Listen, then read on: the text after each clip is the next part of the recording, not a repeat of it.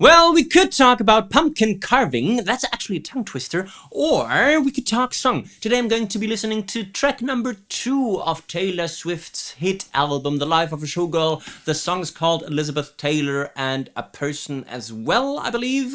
I'm really interested to find out how Taylor Swift and Max Martin and Shellback write songs, and I'm still hooked from the Fate of Ophelia. I hope you feel the same way. So without further ado, let's get going. Elizabeth Taylor, do you think it's forever? It's so funny that I listened to this, and it happened to me with the Fate of Ophelia as well. I immediately think of Lady Gaga, not because she's copying, but this is the highest quality of pop music that you can deliver. Both people are battling for disputed Queen of Pop. Let's find the key.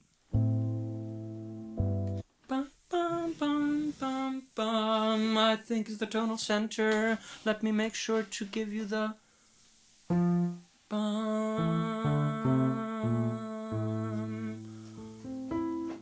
A minor, might it be? Do you think it's forever? Is it a 6 minor 5/4 thing, right? I believe so, right?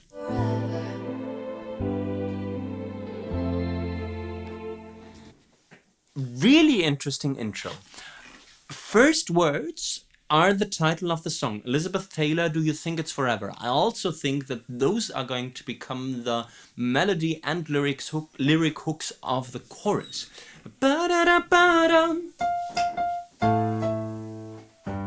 So the chord progression starts first. So it should be...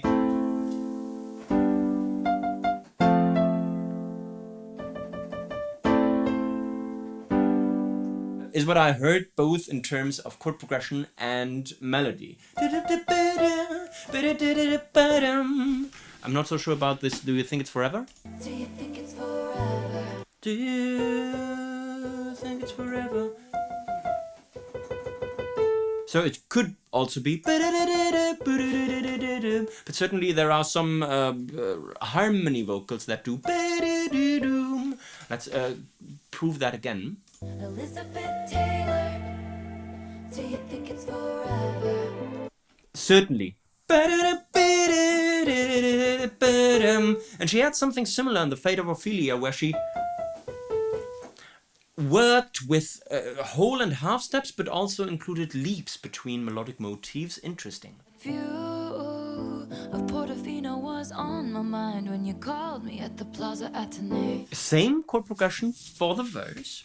Certainly different melody, certainly different lyrics. The lyrics are that view of Portofino was on my mind when you called me at the Plaza Athénée. I don't know where that is. Ooh, oftentimes it doesn't feel so glamorous to be me.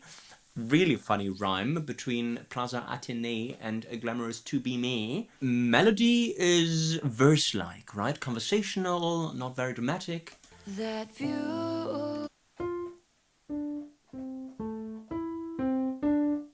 I think.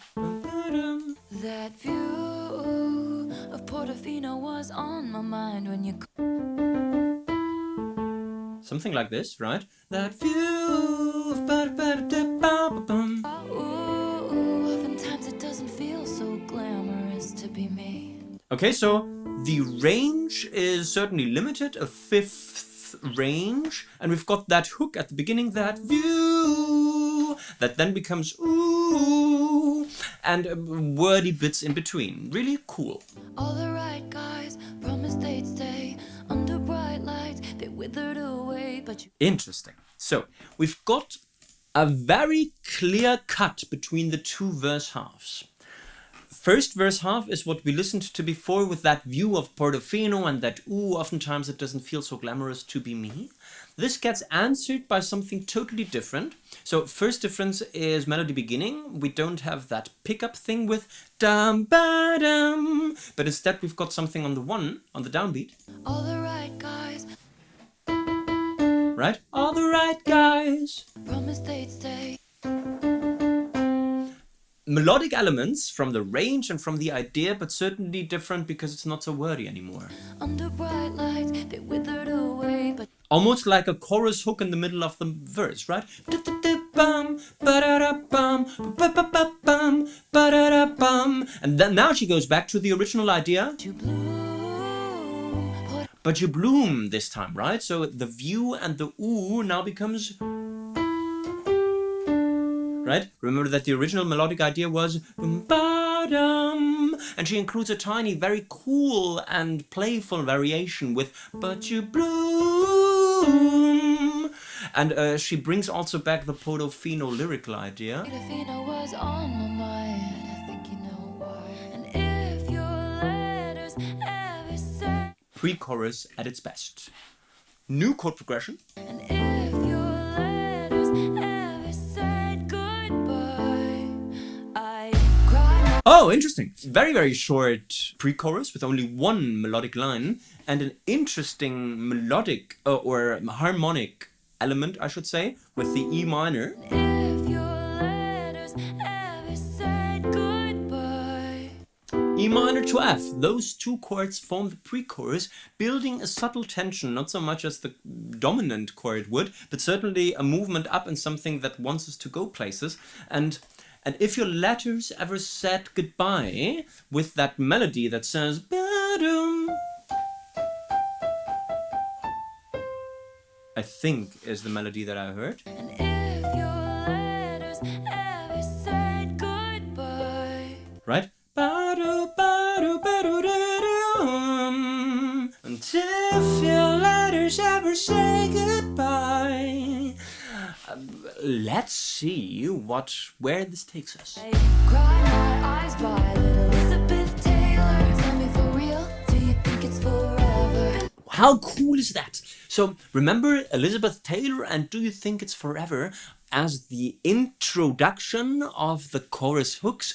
They come back here, but they get added with I Cry My Eyes Violet, Elizabeth Taylor, Tell Me For Real, Do You Think It's Forever? Almost like a back and forth thing. Really cool. I cry my eyes violet. Bow. I think is the thing that I hear. Elizabeth Taylor, tell me for real, do you think it's forever? Certainly with that. Also, always contrasted with this I Cry My Eyes Violet and Tell Me For Real, which is rather spoken language. Number one, but I never had to, and I can't have fun if I can't have. Really cool new melodic idea that gets repeated. Right? Number one, but I never had to, and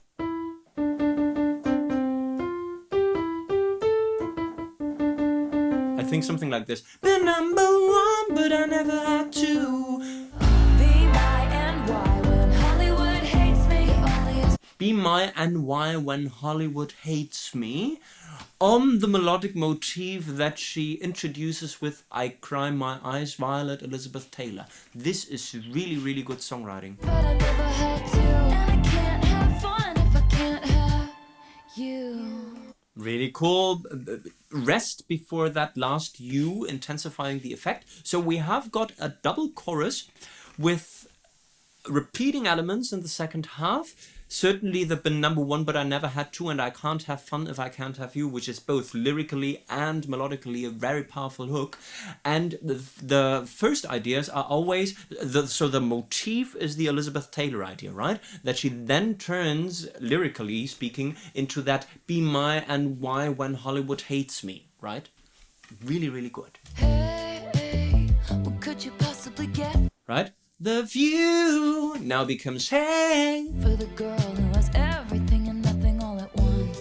Babe, Oh, it's coming back to that idea. Ba-dum. Really cool verse hook. I would trade the Cartier for someone to trust. We hit the best booth at Musso and Frank's. Too many cultural references for me. I don't know who Musso or Frank or Cartier is. It's still a good song. They say I'm bad news, I just say thanks. And you, Right? Same melodic variation on that hook. if you ever leave me high and dry. New lyrics on the pre-chorus, and if you ever leave me high and dry, but the same effect that now takes us to chorus number 2. I cry my eyes violet. Elizabeth Taylor. I'm number one, but I never had to. And I can't have fun if I can't have. And I can't have fun if I can't have. And it doesn't get completed because she needs us hooked for the second half of the chorus, and that you only comes at the end. And I can't have fun if I can't have you. Elizabeth Taylor. Now turning the Elizabeth Taylor intro hook into a post-chorus idea. Do you think it's forever? Really cool. If I can't have you. And an ad-libby if I can't have you, which is also the lyrical hook of the chorus. All my white diamonds and lovers are forever. Ba-da-da.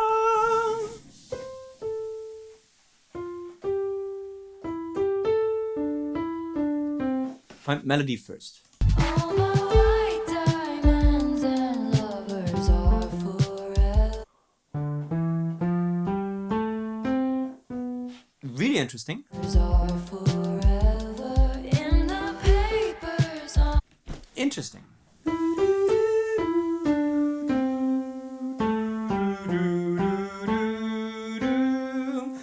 Is it this? White diamonds and lovers are forever in the papers. Yes.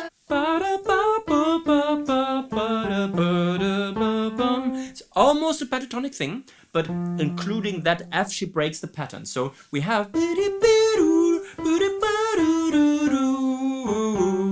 all of those notes are from the pentatonic scale. But the F is new, right? So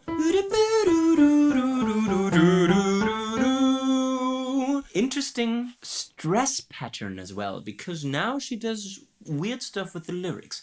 All my white diamonds and lovers are forever in the papers, on the screen and in their minds. So not all of the words are pronounced properly, but it's cool because it very strictly follows the metric rhythm of the melody. So in that case, this itself becomes a new hook. In the papers, on the screen and in their minds. In their minds, right? Including the missing note of the scale, which is the B. Whoever end up anything but mine. Really cool harmonies as well, hidden a little bit. All my white No harmonies here, and lovers are forever. but we can imagine a 6 minor vamp. Don't you ever end up anything but mine. I think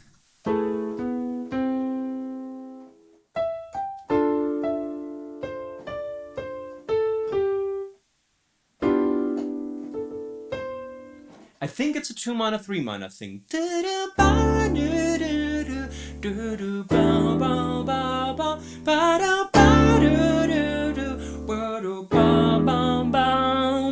As I think how it ends with a secondary dominant with a E major chord. Don't you ever end up anything but mine. It's hinted at, but I don't think it's arranged properly. I cry my eyes violet. Elizabeth Taylor! Back to a very powerful last chorus. And I can't have fun if I can't have. Very cool that she would now combine the primary bridge and the chorus idea, bringing back this all my white diamonds and lovers are forever idea, which is phrased weirdly, but it's okay. Elizabeth Taylor forever in the paper. All my white diamonds and lovers are. And it's almost so exaggerated, this mispronunciation also with the background harmonies being even louder on the wrong syllables. All my white diamonds and Right? There is a background vocal that says white diamonds and lovers, highlighting the mispronunciation. That is also, of course, very Taylor Swift signature in that regard. It's interesting that the primary bridge idea, all my white diamonds and lovers are forever, comes into the last chorus and takes away the highlight, the prominence from the actual thing and remains as the single bit for the outro. all my white diamonds and lovers.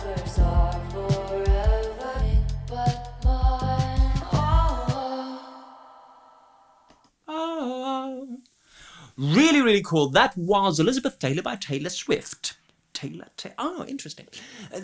I'm sure we can take away valuable songwriting learnings. Songwriting learning number 1 is about verse hooks, something that people often forget. They want to place the hooks into the chorus, but forget about secondary hooks that are well placed in the verse. Listen to the view idea that she establishes in verse number 1. That view. Right? That view comes back as a ooh. Ooh. Then comes back as hey. Hey. Then comes back as babe. Babe. Really cool. So be aware of secondary hooks, place them in the verse, and make sure to let them reappear. Songwriting learning number 2 is about a very short and powerful pre-chorus, which only consists of the 3 minor and the 4 chord. Listen to the power of this here. And if your letters ever said goodbye. Right? Also with the pre-chorus drop, of course, it has to be there, but only those 2 chords. E minor to F can create a lot of tension, and without making it too obvious, right? It's not the dominant chord, it's the subdominant chord, it's the 4 chord, but that still wants us to go places. So it's a very good idea, especially for short pre-choruses, to experiment with this 3 minor to 4 major movement. What's around the river bend? And songwriting learning number 3, this is something that we've seen in other pop masterpieces, for example with Lady Gaga, the combination of different melodic ideas, in that case of the primary bridge with the chorus at the end, is always a very good idea if you want to make your last chorus really powerful and shiny. Listen to this combination of the Elizabeth Taylor idea and the All My White Diamonds and Lovers Are Forever. And I can't have fun if I can't have white diamonds and Elizabeth Taylor. That way you really are able to combine the most powerful ideas from your song for the great final, which in that case is the last chorus. So this is something you should certainly apply in your own songs. And this was my live reaction and on-the-fly analysis of Elizabeth Taylor's Taylor Swift. No, of Taylor Swift's Elizabeth Taylor. This was track 2. My dog just opened the door. My dog is able to do that. Sometimes it's annoying, but I understand why he would do it. So I really have to wrap things up. If you liked this video, please make sure to give me the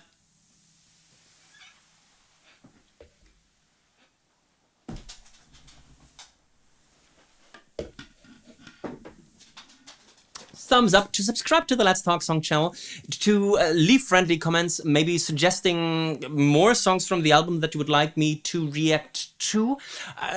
Please also visit me on Linktree, link in description, for further resources like the Almost But Not Quite Complete Guide to Songwriting, or my Patreon page if you want to support this enterprise. I guess we've talked song, you can talk about pumpkin carving now. Bye bye!